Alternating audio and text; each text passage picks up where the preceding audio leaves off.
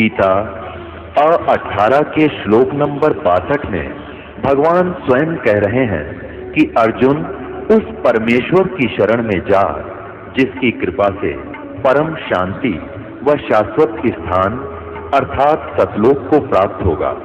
वो परमेश्वर कौन है, कहाँ है, कैसा है, जानने के लिए कृपया अवश्य सुनिए जगत गुरु तत्वदर्शी संत रामपाल जी महाराज के अमृत वचन।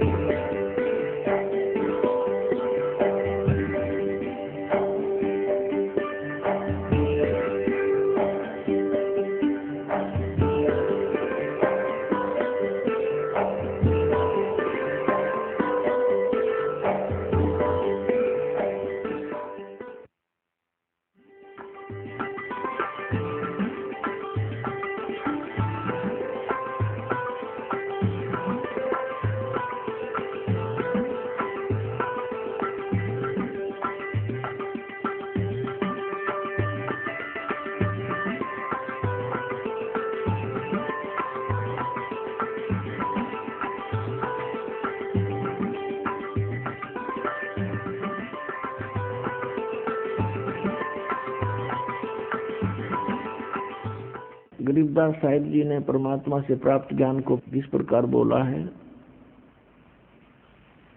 न्योल नाद सुबान गति लड़े भुंग हमेशे, जड़ी जान जगदीश है विष नहीं व्यापै शेष। गरीब अंश गवन करते नहीं मान सरोवर छाड़े, कौवा उड़ उड़ जात है ये खाते मांसाहार। अंश दशा तो साध है सरोवर है सत्संग, मुक्ता हलबाणी चुगे चढ़त नवेला रंग। दर्श परस नहीं अंतरा रोमी वस्त्र बीच, पारस लोहा एक डग ये पलटे नहीं अबीच। चार मुक्ति बैकुंठ बट सप्तपुरी सैलान, आगे धाम कबीर का हंस न पावे जान।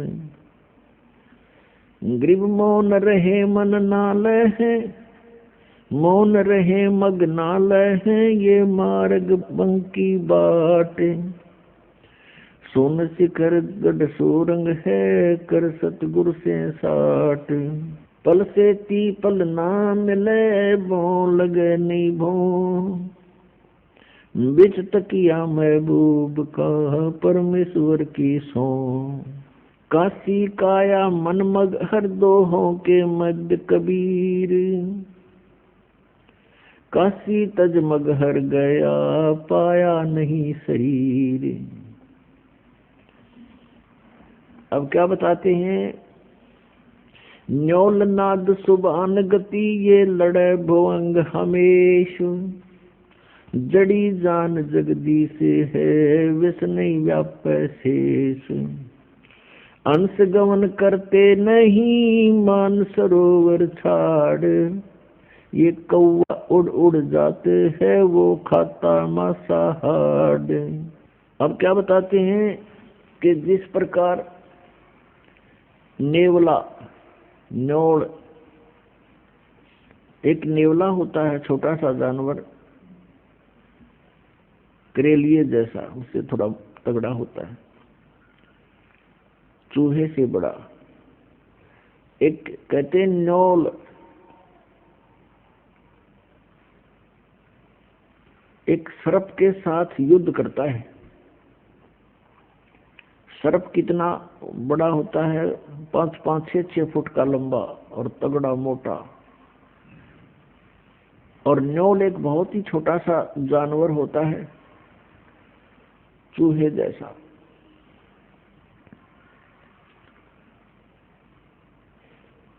और वो सर्प के साथ लड़ता है। कैसे, किस आधार से लड़ता है कि एक वो क्या करता है, कहीं जहां पर एक जड़ी होती है उस जड़ी की महक के सामने सर्प बेहोश हो जाता है, उसको चक्कर आने शुरू हो जाते हैं। उस जड़ी के आसपास यदि सर्प चला जाता है और इसका फायदा उठाता है नेवला। क्या करता है नेवला? जड़ी के पास जाता है, उसको अपनी श्वासों से सूंघ कर अंदर भर लेता है और सर्प के सामने आकर उसको श्वास छोड़ देता है और सर्प लड़ने को तैयार होता है तो उसके मुंह के सामने श्वास छोड़ देता है, उसको चक्कर आने शुरू होते हैं और सर्प भाग जाता है। तो यहाँ बताते हैं कि यहाँ समझो कि ये काल तो सर्प है, अजगर, और जीव नेवला है, और जिस नेवले को यह जड़ी प्राप्त होगी सतनाम के श्वास के सिमरण की, उसके सामने फिर वो सर्प रूपी अजगर अर्थात काल भाग जाता है। जैसे फनपति मंत्र सुन, फनपति सर्प ने ऐसे फन फैला रखा हो और कहते हैं सपेरा एक मंत्र बोल देता है तो सर्प ऐसे किए हुए फैलाए हुए फन को सकोड़ लेता है, इकट्ठा करके भाग लेता है, एक तरफ मुंह मोड़ लेता है। परमात्मा ने वो मंत्र सतनाम 2 अक्षर का इतना शक्तिशाली और यूजफुल बताया है। जैसे फनपति मंत्र सुन रखे फन सकोड़े, ऐसे बीरा मेरे नाम से सतनाम से काल लेवे मुंह मोड़े। यह उसी का प्रमाण दे रहे हैं। न्योल नाद सुभान गति लड़े भुजंग हमेश, जड़ी जान जगदीश है व्यस नहीं व्याप शेष। न्योल नाद सुभान गति और लड़े भुजंग हमेश। जिस प्रकार एक छोटा सा नेवला एक 8-9 इंच का लंबाई का जानवर और 6-7-8 फुट लंबे तगड़े सर्प को काबू कर लेता है, विजय पा लेता है, उसके पास एक जड़ी होती है। उस जड़ी को, उस औषधि को सूंघ कर आता है, पौधा होता है, उसको सूंघ कर आता है और सर्प के मुंह के सामने श्वास छोड़ देता है। सर्प विवश हो जाता है, चक्कर आने शुरू हो जाते हैं, वो चल पड़ता है, पराजित हो जाता है। फिर नेवला उसको मार डालता है। यहाँ वही बताते हैं कि जो सही सतनाम पूर्ण संत से प्राप्त करके जाप करता है तो वो सतनाम परमात्मा के द्वारा दी हुई जड़ी है, वो इस काल रूपी सर्प को ऐसे विवश कर देगी, आप पर कोई असर नहीं कर सकता, पराजित हो जाएगा। हंस गवन करते नहीं मान सरोवर छाड़े, कौवा उड़ उड़ जाते हैं ये खाते मांसाहारे। एक हंस पक्षी होता है, एक कौवा होता है, एक बुगला होता है, बुगला। हंस और बुगले में कोई अंतर नहीं होता, एक जैसी उनकी बॉडी होती है। हंस की और बुगले की कैसे पहचान की जा सकती है कि किसी सरोवर पर ये दोनों पक्षी हों, उनकी ये पहचान होगी कि बुगला तो खाएगा मच्छी, कीड़े मकोड़े गोगे, और हंस नहीं खाता। हंस केवल मोती खाता है। हंस के अंदर एक और पहचान, एक और विशेष गुण होता है कि जैसे आप एक गिलास दूध में एक गिलास जल मिलाकर हंस के सामने रख दो, वो अपनी चोंच से पीना प्रारंभ करेगा, दूध को ग्रहण कर लेगा, जल एक गिलास जो का त्यों रह जाएगा। उसके अंदर परमात्मा ने ऐसा गुण दिया है। कहने का भाव ये है कि जैसे अच्छी आत्माएं होती हैं जो परमात्मा की भक्ति करते हैं, वो विकार रूपी कीड़े मकोड़े नहीं खाते, जैसे शराब पीना, मांस खाना, अश्लील गाने सुनना और नाचा कूदी करना, बेमतलब के फंड बकवाद करना, ये समझो बुगले के लक्षण हैं। और हंस वो होता जिसने दूध और पानी छान लिया, अलग अलग कर लिया, भले और बुरे को पहचान लिया, कौन परमात्मा है, कौन सा मंत्र है जो मोक्षदायक है, कौन से कर्म हैं जो हमने करने चाहिए, कौन से कर्म ना करने चाहिए। जिस व्यक्ति ने ये दूध और पानी छान लिया, पहचान लिया, अलग अलग जान लिया, वो हंस तुल्य होता है। इसके अतिरिक्त वो बुगले के तुल्य प्राणी होते हैं। कहा है कि हंस गवन करते नहीं, मान सरोवर छाड़, और कौवे उड़ उड़ जाते हैं, वो खाते मांसाहार।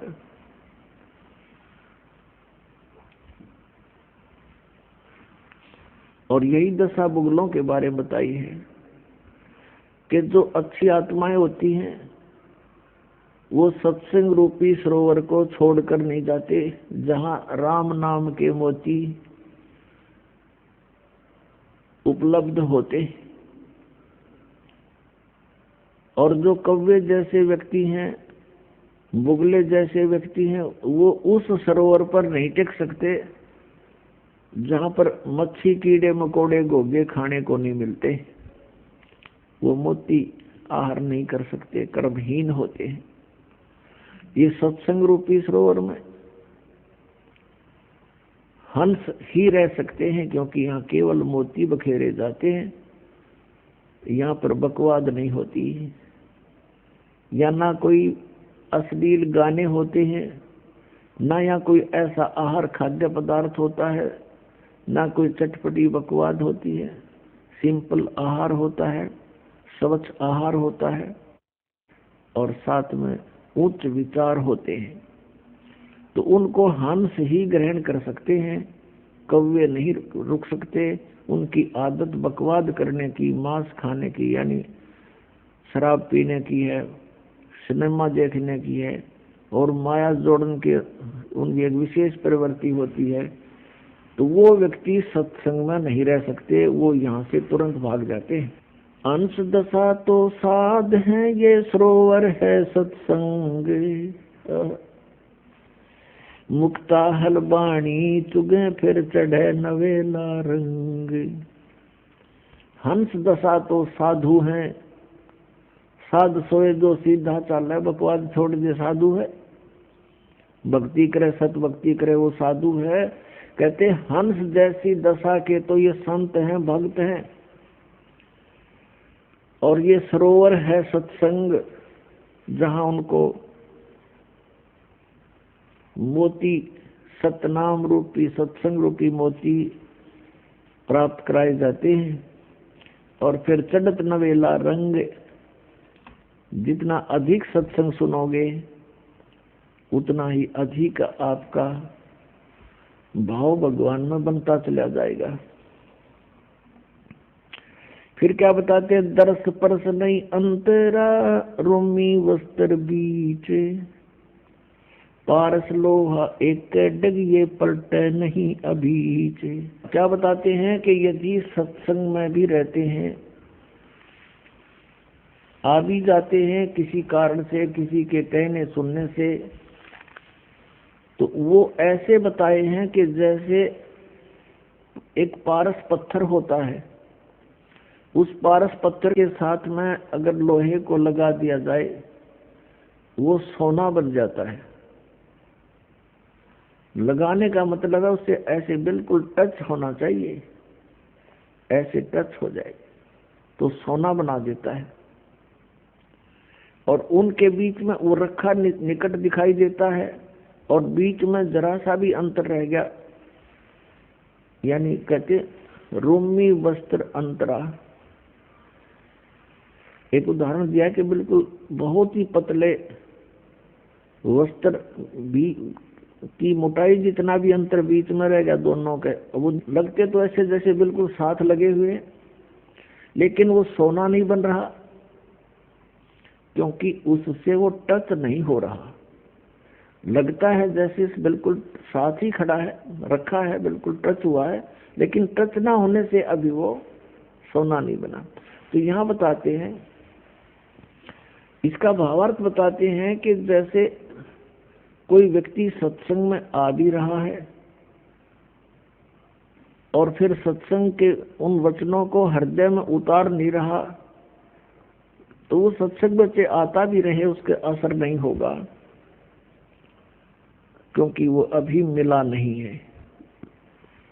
तो यहाँ बताते हैं कि दर्श परस नहीं अंतरा, रोमी वस्त्र बीच, और पारस लोहा एक के डिग, पर पलटत नहीं अबीच। अब जैसे किसी ने उपदेश भी ले रखा है, श्रद्धा है नहीं गुरुदेव के प्रति, तो वो रह अवश्य साथ रहा है, लेकिन वो मिला नहीं है। जैसे परमात्मा अपने नियम में पढ़ते हो, बिन सतगुरु मिले मोहे ना पावे, और वैसे मिले कैसे कि सतगुरु के साथ एक रस नहीं होता, तब तक परमात्मा प्राप्ति नहीं होती। सतगुरु तो मिला हुआ है, नाम भी मिला हुआ है, हृदय में जगह है नहीं, तो मालिक प्राप्ति नहीं हो सकती। भाव ये है करेगा, काया काशी मन मगर, दोहों के मध्य कबीर, काशी तजमग हर गए, पाया नहीं शरीर। श्वेत वर्ण शुभ रंग है, नगरी अकल अमान, तन मन की तो गम नहीं, निज मन का स्थान। निज मन ऊपर परम पद, राग रूप धर्म धीर, दूजे को तो गम नहीं, तावा मैल कबीर। निज मन से ती मन हुआ, मन से ती तन देह, देही में कछु ना हुआ, तो नाहक लाई थे। बेरा साटे बेचिया, बैरागर सुल्तान, मालन को जाना नहीं, बेबुद्धि खेचा तान। शेर बेर पलड़ चढ़े, एक पड़ा भोमाही, मालन और सुल्तान को हलकारे ले जाही। 2.5 लाख की पावड़ी, 1 पैसे का बेर, देख अदम सुल्तान को कैसे डारी मेर। 9 लख नानक नाद में, 10 लख गोरख तीर, लाख दत्त संगी सदा, चरणों चरच कबीर। 9 लख नानक नाद में, 10 लख गोरख पासे, अंत संत पद में मेले, ये करोड़ तेरे रविदास। रामानंद से लक्ष गुरु, तारे सिसके भाई, चेलों की गिनती नहीं, जो पद में रहे समाये। फिर पांडवों की यज्ञ में, शंख पचायन टेरी, 12 कोट पंडित जहाँ, पड़ी सबन की मेरे। करी कृष्ण भगवान को चरणामृत सो प्रीत, शंख पचायन बाजब बजा, लिया द्रौपदी सीत। 12 कोट पंडित जहाँ, और ब्रह्मा विष्णु महेश, चरण दिए जगदीश को, जिसको रटता शेष। वाल्मीकि के बाल समय, नाही तीनों लोक, सुर नर मुनि जन कृष्ण सुधिए, पंडों पाई पोख। 100 करोड़ बानी कही, पहले चोले चावे, दूजे चोले कृष्ण को, लिए साध के पाव। कथा रामायण रस भरी, आगम अगम अगाधे, वाल्मीकि के चरण को सभी चर्चा साध। गुरुड़ बोध बेदी रची ये राम कृष्ण हैरान। लंका पर धावा किया जग का कहूँ बयान। उत्पत्ति पर लो जाते हैं ये अंत कोट ब्रह्मंड। जोग जीत समझाइया जब उदरे कागभूषण। वशिष्ठ विश्वामित्र से ये आवे जावे अनेक। कागभूषण की पलक में जो चावे सो देख। ऐसे कागभूषण हैं ये जोग जीत के दास। चर्चा ज्ञान सुनाए कर दीन्या पद में बास। दुर्वासा और मुनिंद्र का हुआ ज्ञान संवाद। दत्त तत्व में मिल रहे जागर विधानवाद। बौर समस्तर बेज को समझाए मंसूर। सिमली पर साका हुआ पहुँचे तख्त हजूर। सिख बंदी सतगुरु सही चकवे ज्ञान अमाने। शीश कटा मंसूर का फिर दिया जद्दान। दीन दयाल मिले सुल्ताने को बलक बुखार बदशाही। 18 लाख तुरा तजा पर से अलख अलाई। अब इसमें क्या बताना चाहा है आदरणीय गिरिदास साहिब जी ने कि 9 लाख नानक नाद में और 10 लाख गोरख तीर। लाख दत्त संगी सदा चरणों चर्च कबीर। नानक साहब जी जैसी पुण्यात्माओं कहते हैं लाखों की संख्या में पार कर दी। और 10 लाख गोरख तीर। गोरख जैसे सिद्ध पुरुष जो यहाँ छोटी सी सिद्धि प्राप्त करके प्रभुता को प्राप्त था, कहते इसे 10 लाख परमात्मा के को ने पार किए जो ऐसी ही भूल में भटक रहे थे। लाख दत्त संगी सदा चरणों चरच कबीर। दत्तात्रेय जैसे भी लाखों पुण्यात्माओं को परमात्मा कबीर जी ने पार किया सत भक्ति देकर। फिर बताया कि रामानंद से लक्ष गुरु तारे सिसके भाई और चेलों की गिनती नहीं जो पद में रहे समाये। रामानंद जी जैसे लक्ष गुरु यानी लाखों गुरु तार दिए,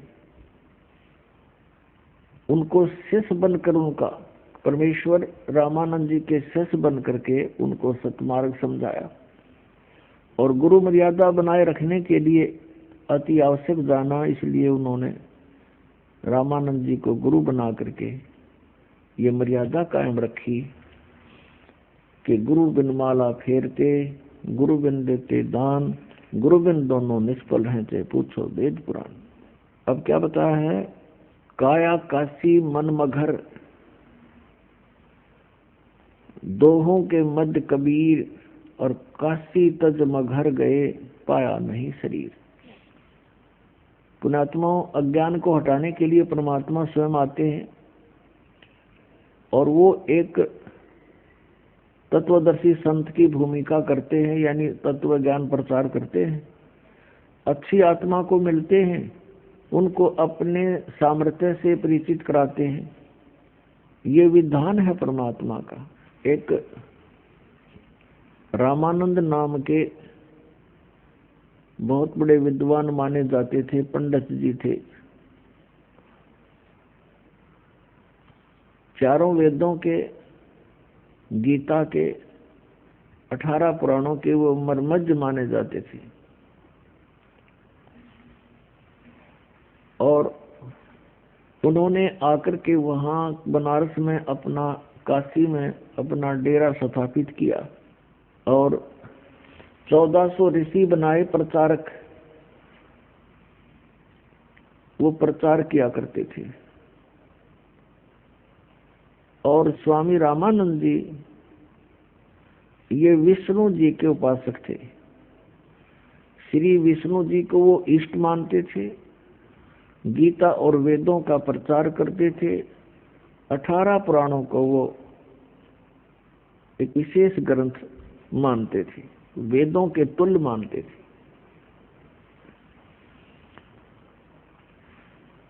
परमात्मा कबीर देव जी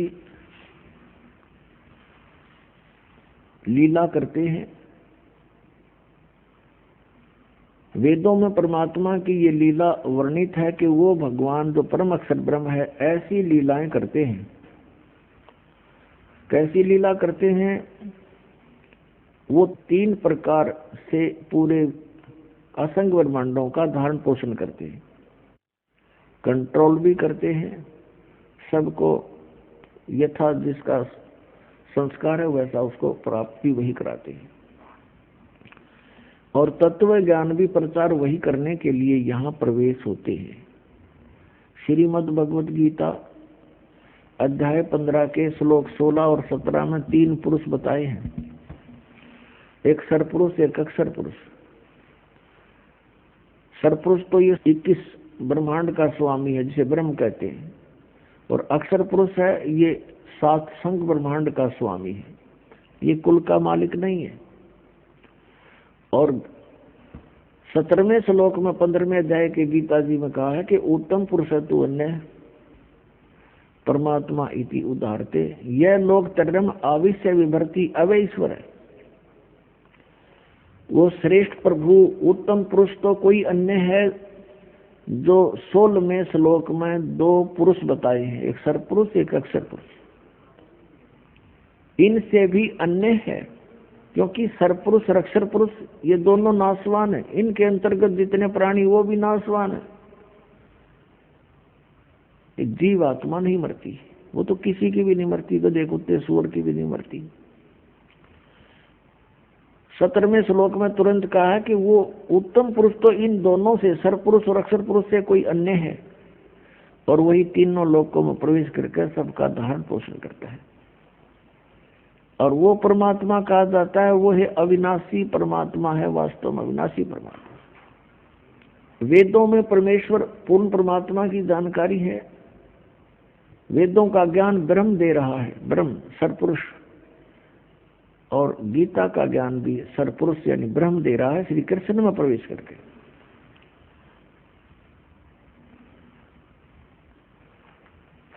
और इस बात से अपरिचित थे कौन? स्वामी रामानंद जी। वो श्री विष्णु को सर्वेश्वर, महेश्वर, मृत्युंजय, कालज्ञ माना करते थे। ऋग्वेद मंडल नंबर 9 और सूक्त नंबर 1 के मंत्र नंबर 8 में और 9 में स्पष्ट किया है कि वो परमात्मा एक सुंदर शरीर धारण करता है, और 3 प्रकार के शरीर धारण करता है, और सबका धारण पोषण करता है उसी आधार से। एक शरीर के एक रूप में वो रहते हैं सतलोक के अंदर, ऊपर के सभी ब्रह्मांडों में अलग अलग रूप धारण करके वो स्थिर रहते हैं वहां पर। उसमें एक रोम कूप के अंदर करोड़ सूर्य मिला दे, करोड़ चंद्रमा, ऐसा प्रकाश है उस परमात्मा के शरीर का, एक रोमकूप का। यदि वो परमात्मा उसी रूप में यहाँ आ जाए तो हम कुछ नहीं देख सकते उनको। वो परमात्मा अपना अन्य एक हल्का तेज पुंज का रूप बना करके यहाँ प्रवेश होते हैं। यहाँ प्रवेश होने के उनके 2 कारण हैं। एक तो प्रत्येक युग में वो एक लीला करते हैं, शिशु रूप धारण करके आते हैं, और फिर प्रत्येक युग में वो लीला करते हैं एक शिशु रूप धारण करके कमल के फूल पर तालाब में आकर प्रकट होते हैं, जिस कारण से वो नारायण कहलाते हैं। नारायण का अर्थ होता है जल पर विराजमान होने वाला। नार माने जल, आयन माने उस पर विराजमान होने वाला, रेस्ट करने वाला। अब हम श्री विष्णु जी को नारायण मानते थे कि वो शेषनाग की सैया पर उस पर रहते हैं। वो नारायण नहीं है, वो तो जन्म लेते हैं दुर्गा से, काल इनका पिता है। और वो परमात्मा अजन्मा है, और ऐसे वो जल के ऊपर आकर के कमल के फूल पर विराजमान होते हैं, जिस कारण से नारायण उस कबीर देव को ही कहा जाता है। ऐसी लीला वो प्रत्येक युग में करते हैं। अब जैसे कलयुग में परमात्मा आए थे सन 1398 संवत 1455 ज्येष्ठ सुदी पूर्णमासी को सतलोक से चलकर आए और कमल के फूल के ऊपर आकर एक शिशु रूप धारण करके विराजमान हुए। उनके प्रत्यक्ष दृष्टा श्री अष्टानंद नाम के एक महर्षि थे, जो स्वामी रामानंद जी के शिष्य थे। और वो लहर तारा तालाब पर जहां आकर के परमात्मा प्रकट हुए कमल के फूल पर, वो लहर तारा तालाब उस समय काशी शहर से लगभग 4 किलोमीटर दूर था।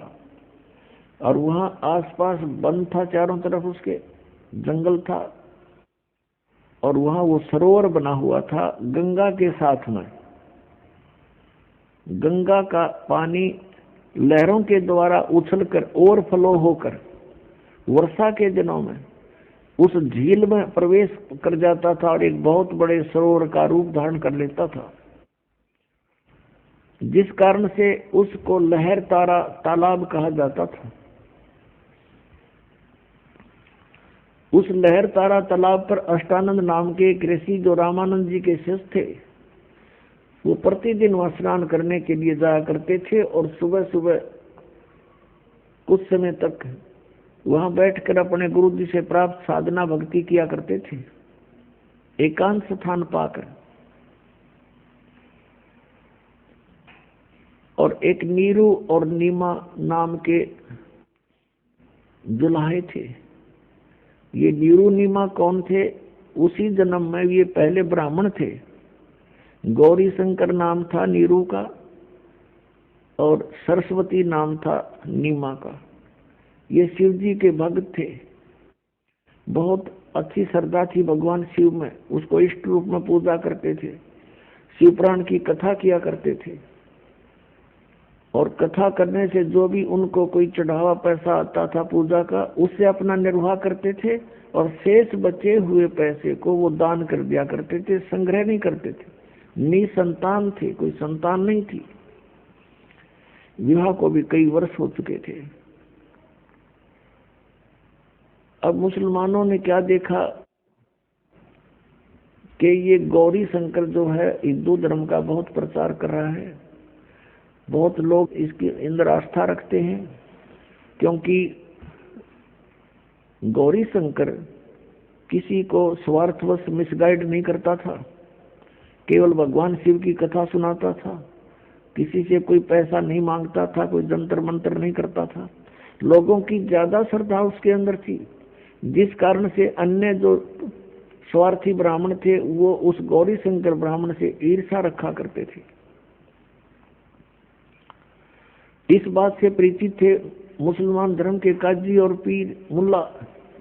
उन्होंने इस बात का लाभ उठाया कि गौरी शंकर के साथ अन्य ब्राह्मण नहीं है, इसलिए उनको जबरदस्ती मुसलमान बना दिया दोनों को। और मुसलमान कैसे बनाया जाता था? मुसलमानों ने अपना पानी लिया, जूठा किया, सबके सामने बाहर खड़ा हो गए और गौरी शंकर के उनके घर में छिड़क दिया, सारे उनके मुंह में डाल दिया जबरदस्ती। और देखने वाले देख रहे, मुसलमान बन गए, मुसलमान बन गए। अब जो ब्राह्मण वर्ग थे, जो गुरु पद पर थे, वो ईर्ष्या करते थे गौरी शंकर तक, और उन गुरुओं के अधीन अन्य हिंदू समाज था। उन गुरुओं ने, ब्राह्मणों ने सब जगह बोल दिया कि गौरी शंकर जो है मुसलमान बन गया, ब्राह्मण नहीं रहा, वहां मत जाना अब। और गौरी शंकर को और सरस्वती को गंगा में स्नान करना भी बंद कर दिया, विशेष स्थान पर, घाट पर, जहां सभी स्नान करने जाते थे। और मुसलमानों ने उनका नाम, गौरी शंकर का नाम रख दिया नूर अली और सरस्वती का नाम रख दिया नियामत। फिर जैसे उसको अपभ्रंश करके बोलते हैं, नूर अली को तो नीरू कहने लगे, नियामत को नीमा, ऐसे बोलने लगे। अब वो गंगा में स्नान नहीं कर सकते थे और प्रतिदिन स्नान करना उनका अपना एक निजी कर्तव्य था। वो स्नान करके ही अपना कोई साधना किया करते थे। अब भले ही मुसलमान बन गए थे लेकिन क्रियाएं वो छोड़ नहीं पा रहे थे मन से। और स्नान करने के लिए उन्होंने स्थान देखा, वो लहरतारा तालाब जो काफी दूर है, उसमें गंगा का जल ही लहरों के द्वारा उछल कर आता था। तो प्रतिदिन दोनों के दोनों वहां स्नान करने लहरतारा तालाब पर जाते थे, वहां स्नान कर आते थे। फिर अपना कोई जैसे मुसलमान रीति से भी उन्होंने करना पड़ता था, लेकिन अंदर से भगवान शंकर को भूल नहीं रहे थे। जिस दिन यानी ज्येष्ठ सुदी पूर्णमासी को संवत 1455 और सन 1398 को परमात्मा सतलोक से चलकर आए। उनका बहुत सुंदर तेज था, बहुत तेज था, और ऊपर से प्रकाश का गोला सा आता नजर आया। किसको? अष्टानंद ऋषि को, जो स्नान करके उस लहरतारा तालाब में अपनी साधना करने की तैयारी कर रहा था। उसने देखा कि बहुत तेज प्रकाश का एक तारा सा टूटा आकाश से और बहुत गति से नीचे को आया। उसकी आंखें चुंधी आ गई, आंखें बंद हो गई अष्टानंद की उस तेज के सामने। पहले तो प्रकाश का गोला दिखाई देता था, आंखें बंद करी तो क्या देखा कि जैसे उसमें एक शिशु रूप है, बालक का नवजात शिशु रूप दिखाई दिया। जैसे हम सूर्य की ओर देखते हैं तो सूर्य की तरफ देखने के बाद हम फिर आंखें बंद कर लेते हैं तो हमें सूर्य का प्रकाश नहीं दिखाई देता, प्रकाश रहित उसका आकार दिखाई देता है। यही दशा उस अष्टानंद ऋषि की हुई। जब उसकी आंखें उस नूर को सहन नहीं कर सकी, बंद हुई, तो क्या देखा कि एक शिशु रूप है इसके अंदर। दोबारा आंखें खोली तो क्या देखा कि लहरतारा तालाब में एक कोने में वो प्रकाश सिमट गया, आगे उसको कुछ दिखाई नहीं दिया। अब वो उठकर चल पड़ा अपने गुरु रामानंद जी के पास, ये जानने के लिए कि आज मैंने ये क्या देखा, ये कोई मेरी भक्ति की उपलब्धि है या कोई मुझे भ्रम लगा है। स्वामी रामानंद जी के पास जाकर अष्टानंद जी ने प्रश्न किया कि हे गुरुदेव, आज मैंने एक अनोखा प्रकाश देखा, अद्भुत प्रकाश देखा। ऊपर से जैसे तारा सा टूटता है से नीचे को आया, इतनी गति से आ रहा था कि मैं वर्णन नहीं कर सकता, और मेरी आंखें उसको सहन नहीं कर सकी गुरुदेव। और जो ही मैंने आंखें बंद की तो उसके अंदर एक शिशु रूप दिखाई दिया, बच्चा, नवजात शिशु। और फिर आंखें खोली तो क्या देखा कि वो प्रकाश एक बार तो पूरे लहरतारा तालाब को उसने चमका दिया और एकदम समाप्त हो गया, जैसे कोने में सिमट गया हो। अब जैसा भी स्वामी रामानंद जी को ज्ञान था, उसने अपने शिष्य का समाधान किया शंका का कि बेटा, उस शिष्य ने पूछा था कि स्वामी जी, ये मेरी कोई भक्ति की उपलब्धि है या मुझे कोई भ्रम लगा है? स्वामी रामानंद जी ने बताया कि बेटा, जब अवतार लोग आते हैं ऊपर से किसी लोक से, तो उनकी ऐसी ही स्थिति होती है, तारा सा टूटता है और फिर वो यहाँ आकर के आपने जो देखा नवजात शिशु, तो वो किसी माँ के गर्भ में स्थापित होंगे, वहां से जन्म लेकर के या कोई लीला करेंगे अपनी। अब जैसा ज्ञान था उस महर्षि रामानंद जी ने अपने शिष्य की शंका का समाधान कर दिया और शिष्य संतुष्ट हुआ।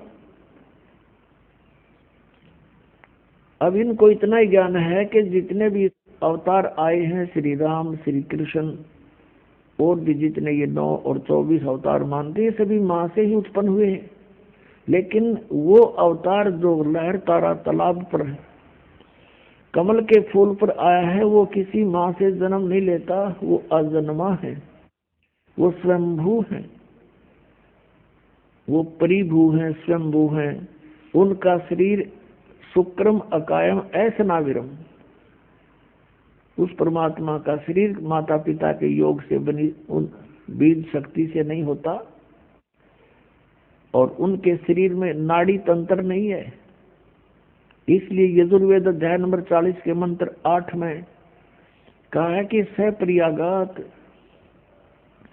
वो सबसे प्रथम देहधारी और सबसे पहला प्रगट पुरुष है। और शुक्रम अकायम कबीर मनीषी, वो कबीर देव, कबीर विद्वान, सर्वज्ञ, मनीषी माने सर्वज्ञ और कबीर माने कबीर देव, वो कबीर देव कबीर साहब सर्वज्ञ है। और शुक्रम अकायम ऐसनाविरम अवर्णम और अपाप विद्यम स्वयंभू परिभू। अब यहाँ पर ये जो निराकार मानने वाले हैं अज्ञान आधार से, इस यजुर्वेद अध्याय नंबर 40 के मंत्र 8 के केवल इस वर्ड को साथ ले लेते हैं अकायम, कि वो काया रहित है, उसकी काया नहीं है। ऐसनाविरम, अभी न कोई पूछने वाला हो ऐसनाविरम कहने की जरूरत क्या थी, एक अकायम शब्द लिख दिया बस सफिशिएंट था। अगर भगवान निराकार है, काया रहित है, अकायम शब्द ही पर्याप्त था। इसमें स्पष्ट किया है कि शुक्रम अकायम, शुक्र माने शक्ति, बीज शक्ति पुरुष की। कहते माँ के संयोग से शुक्र से बनी हुई उसकी काया नहीं है। अब वो स्वयंभू क्यों बोला? स्वयंभू, स्वयं प्रकट होने वाला। और परिभू, सबसे प्रथम प्रकट पुरुष परमात्मा, सबसे पहला वर्तमान। तो यहाँ पर असनाविरम का अर्थ इसलिए है कि उस मालिक का शरीर है लेकिन उसमें नाड़ी तंत्र नहीं है, वो एक तत्व से बना हुआ है। तो इस प्रकार हमने परमात्मा को पहचानना है। अब रामानंद जी को जैसा ज्ञान था उसने अपने से इसका समाधान कर दिया। और ये मानते हैं कि कोई भी अवतार माँ के बिना जन्म नहीं ले सकता, लेकिन ये अवतार वो परमात्मा सत्य पुरुष अजन्मा है, वो किसी माँ से जन्म नहीं लेते, लीला वैसी ही करते हैं। एक बालक रूप धारण करके कमल के फूल पर प्रकट हुए, और उस समय जब वो परमात्मा शिशु रूप धारण करके एक लीला करने आते हैं तो उनकी परवरिश की लीला कंवारी गायों से होती है। ये वेदों में लिखा है। वेद तो दास ने पढ़े हैं, अभी सन 2001 के बाद ही इनको जाना है। और परमात्मा की हुई लीला लिपिबद्ध कबीर सागर में लगभग 600 वर्ष पहले से है। अब इससे हम भगवान पहचान लेंगे कि वेद जो गुण बताते हैं परमात्मा के, वो किस भगवान में खरे उतर रहे हैं। ही इज गॉड, वो परमात्मा है। इतनी सी बात है। इन सदग्रंथों में हम पहले भी मानते थे कि वेद सत्य हैं, सच्चे ज्ञान युक्त है, लेकिन इन वेदों के आधार से हमें ये बताया गया कि परमात्मा निराकार है, लेकिन वेदों में लिखा है वो साकार है, सशरीर है, उसका नाम कबीर है, कबीर देव। तो जिनको हम विद्वान माना करते थे वो विद्वान नहीं, अज्ञानी अनाड़ी थे। संस्कृत भाषा जानते थे, संस्कृत भाषा पढ़ने वाला भी समझ सकता है कि परमात्मा सशरीर है, उसमें लिखा स्पष्ट है। अग्नि तनुरसी यजुर्वेद के 5वें अध्याय के प्रथम मंत्र में 2 बार लिखा है, अग्नि तनुरसी विश्वेतवा सोमस्य तनुरसी। परमेश्वर सशरीर है और सबके धारण पोषण करने के लिए उस अमर पुरुष का और भी शरीर है। तो इस प्रकार हम अब सदग्रंथों को जानकर परमात्मा को पहचान सकते हैं। उधर से नीरू नीमा आए स्नान करने के लिए वो समय था ब्रह्म मुहूर्त का। ब्रह्म मुहूर्त कहते हैं सूर्य उदय होने से पहले 1.5 घंटा का जो समय है उसको ब्रह्म मुहूर्त बोलते हैं ये। तो उस समय वो स्नान करने के लिए चले अपने घर से। स्नान करने लगी, पहले नीमा ने स्नान किया। नीमा स्नान करके बाहर आई, फिर नीरू स्नान करने के लिए गया। और सुबह का जो अंधेरा होता है वो एकदम चांदने में परिवर्तित हो जाता है, बहुत शीघ्र रोशनी हो जाती है, ऐसी दूर से देखने जोगा उसमें व्यवस्था हो जाती है। अब नीरू नहा रहा था ऐसे करके, जल में प्रवेश करके। और नीमा जब स्नान करने के बाद जो वस्त्र बांध कर स्नान करके गई थी, उस वस्त्र को धोने के लिए दोबारा किनारे पर आई, वस्त्र चेंज करके। तो उसने क्या देखा, उसमें रोशनी सी होगी थी और एक कमल के फूल के ऊपर कोई वस्तु ऐसी हिलती नजर आई। परमात्मा नवजात शिशु रूप में प्रकट हो गए और एक पैर को हिला रही थी, ऐसे एक पैर को हिला रहे थे बालक रूप में।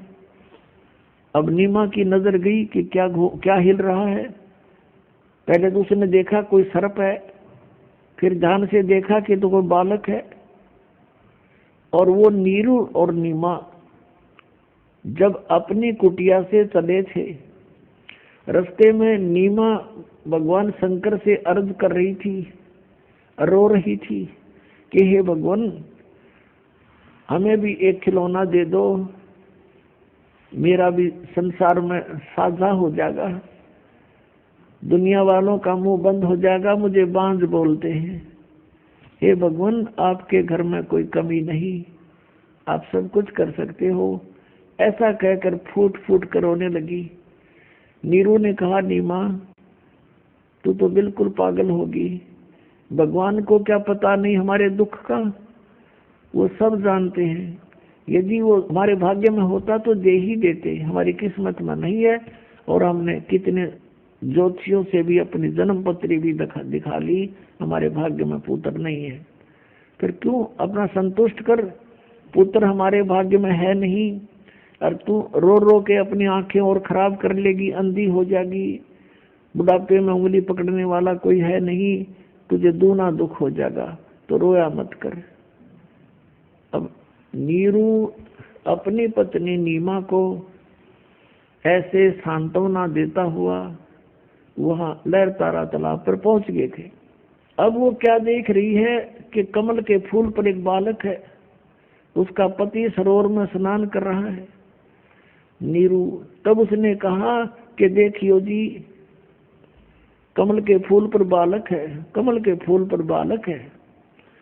अब नीरू दुखी आत्मा से कह रहा है, दुखी हृदय से, और स्नान भी कर रहा है पानी डाल डाल कर।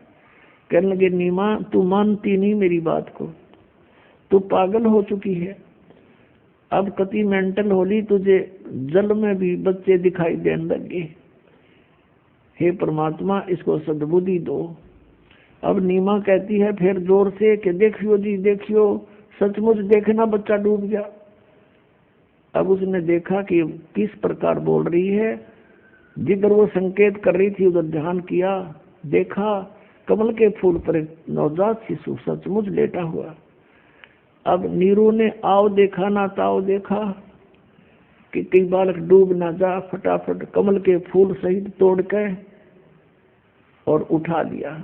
अब परमात्मा जब कमल के फूल पर दिखाई दिए तो नीरू ने कमल का फूल समेत तोड़ करके अपनी पत्नी नीमा को थमा दिया। यह आप चित्र में देख रहे हैं। अब नीमा उस बालक को प्राप्त करके और 100 शुक्र मना रही है अपने भगवान शंकर के। वो भले ही मुसलमान बन गए थे, लेकिन हृदय से भगवान शंकर को वो भूल नहीं पा रहे थे। अंदर से कसक उनकी अपने भगवान शंकर में बनी रहती थी। अब नीमा उस परमात्मा को पाकर, पुण्यात्मा जिस परमात्मा का नाम लेने से आत्मा गदगद हो जाती है, और जिसको खोजते ऋषि मुनियों ने अपने शरीर समाप्त कर दिए, उनको प्राप्त नहीं हुआ, वो कितना सुखदाई है, कितना इम्पोर्टेंट है वो परमात्मा। जैसे शेख फरीद जैसे महापुरुष ने 12 वर्ष तक कुएं में उल्टा लटक के साधना करके उसको पाना चाहा, और एक मंसूर नाम के महापुरुष थे, परमात्मा पाने के लिए उसके टुकड़े टुकड़े कर दिए समाज ने। उस परमात्मा की चाह को, परमात्मा की भक्ति को नहीं चाहा। तो कहते हैं जाके ऊपर एती बीती कैसा है वो भगवान, जिसके लिए ऐसे ऐसे कष्ट सहन किए महापुरुषों ने, वो कैसा है वो भगवान। और वो परमात्मा सहज स्वभाव में और नीमा के सीने से बालक रूप में लगा हुआ है। पुण्यात्मा एक स्वभाव होता है, जैसे चंदन का पेड़ में उसमें ठंड होती है, बर्फ के अंदर स्वभाव है उसका ठंडा करने का, शीतल स्वभाव होता है, ऐसा ही परमात्मा का गुण है।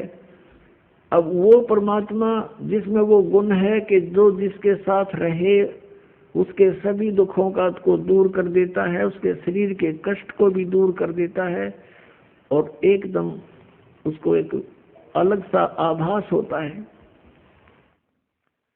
अब उस परमात्मा को चरणों गोदी में लेकर के वो माई कभी बच्चे की तरह उसका मुंह से चूम चूम कर प्यार कर रही है, कभी सीने से लगा रही है और शुक्र मना रही है शंकर भगवान का।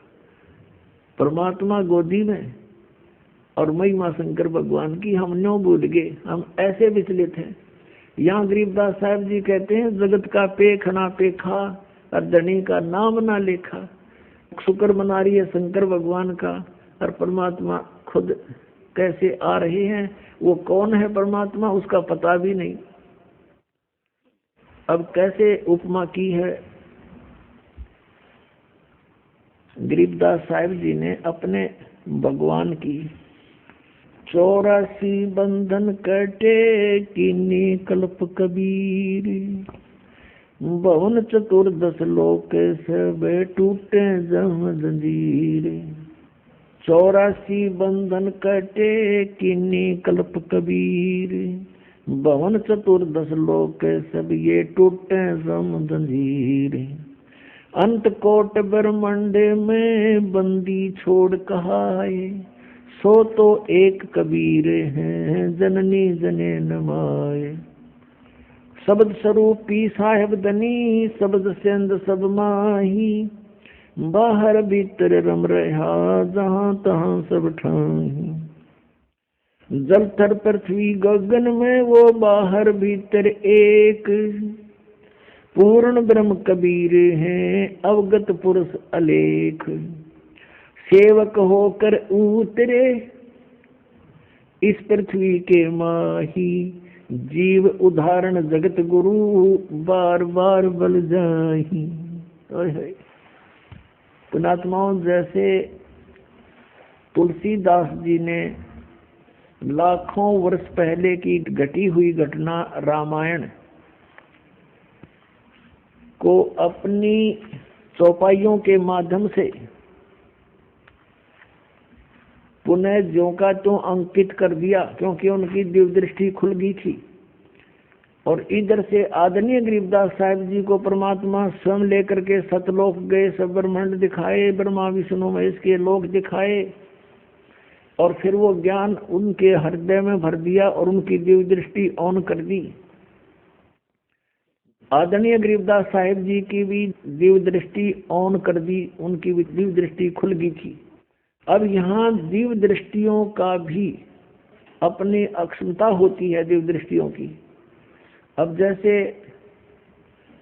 एक सूक्ष्मदर्शी जिसको दूरबीन बोलते हैं, उनकी एक रेंज होती है, क्षमता होती है कि कहाँ तक देख सकते हैं। ऐसे ही श्री तुलसीदास जी कि दिव्य दृष्टि की रेंज थी, उन्होंने श्री कृष्ण यानी श्री विष्णु और श्री राम तक ही उनकी दिव्य दृष्टि काम कर रही थी, और उस सत्र का उन्होंने ज्यों का त्यों चित्रण कर दिया अपनी वाणी में। ऐसे आदरणीय गरीबदास साहिब जी की दिव्य दृष्टि और आल काम करे थी, परमात्मा पूर्ण ब्रह्म की दी हुई थी, उसकी क्षमता ज्यादा थी। तो उन्होंने असंख्यों वर्ष पहले जो सृष्टि रचना की वो भी ज्ञान दिया, जो परमात्मा कबीर जी ने रची थी, और सतयुग त्रेता द्वापर में जो लीलाएं परमेश्वर ने आकर की थी वो भी जान दिया। अब गरीबदास जी क्या कहते हैं, पुण्यात्माओं भगवान पहचानना पड़ेगा हमें, और जब तक हम परमात्मा को नहीं पहचानेंगे और भगवान को हम नहीं जान सकेंगे तो हमें कोई भी भ्रमित कर देगा और हम मार्ग से विचलित होकर अपना फिर जीवन नाश कर जाएंगे। परमात्मा ने आपको विद्या इसलिए दी है कि आप परमेश्वर को पहचान सकोगे, सदग्रंथों को जान सकोगे कि हमारे सदग्रंथ क्या बताते हैं, और जिन महापुरुषों ने परमात्मा को देखा वो क्या बताते हैं, और जिन्होंने भगवान मिला नहीं वो क्या ऊट पटांग बकते हैं। तो फिर हम उनसे हटकर अपने तत्व मार्ग को ग्रहण करेंगे, तत्व ज्ञान को ग्रहण करेंगे। जीवन कल्याण होना तो बहुत आसान है। हमें ये विश्वास होना कि हु इज गॉड, परमात्मा कौन है और उसकी वे ऑफ वर्शिप क्या है, यथार्थ वो कहाँ प्रमाण है। जब हमें ये विश्वास हो जाएगा फिर तो नाम मत जपना है, भक्ति करनी है और मर्यादा तो रहना ही है, क्योंकि बीड़ी शराब मांस तम्बाकू ये यहाँ के संसार के चोचले ये हमें आवश्यकता ही नहीं है, तो बकवाद है सारी, तो इनको तो अपने आप ही छोड़ना पड़ेगा। और जो अन्य उपासना हम करते थे वो गीता में मना है कि शास्त्र विधि को त्याग कर जो मनमाना आचरण करते हैं उनको न तो सुख हो, न उनको कोई सिद्धि प्राप्त हो, न उनकी गति हो, फिर किस लिए भक्ति करते हैं? इन तीनों वस्तुओं के लिए भक्ति करते हैं। तो श्री गीता जी में ना तो कितना तीर्थ पर जान का संकेत आदेश प्रावधान, और ना हरे कृष्ण हरे राम राधे राधे मिला श्याम, ये कोई मंत्र नहीं। तो ये जो साधना, ये मंत्र, ये सब व्यर्थ है। श्राद्ध निकालना गीता मना कर रखा।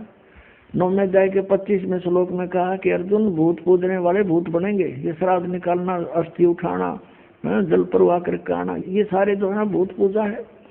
श्राद्ध निकालना, फिर तेरहवीं करना, ये सारी भूत पूजाएं हैं। मरने के बाद जो पूजा की जाती है भूत पूजाएं कहलाती हैं। तो इसमें लिखा है कि जो भूत पूजेंगे भूत बनेंगे, देव पूजेंगे देवताओं के पास जाएंगे, उनके नौकर लग के वहां धक्के खाओगे, उनके लोक में चले जाएंगे, और मेरी भक्ति करने वाला मुझे प्राप्त होगा। तो कहने का भाव ये है कि गीता जी में श्राद्धों को मना किया है, तीर्थ व्रतों का उसमें कति उल्लेख नहीं, बल्कि 6वें अध्याय के 16वें श्लोक में व्रत करने वालों के लिए भी मना किया है।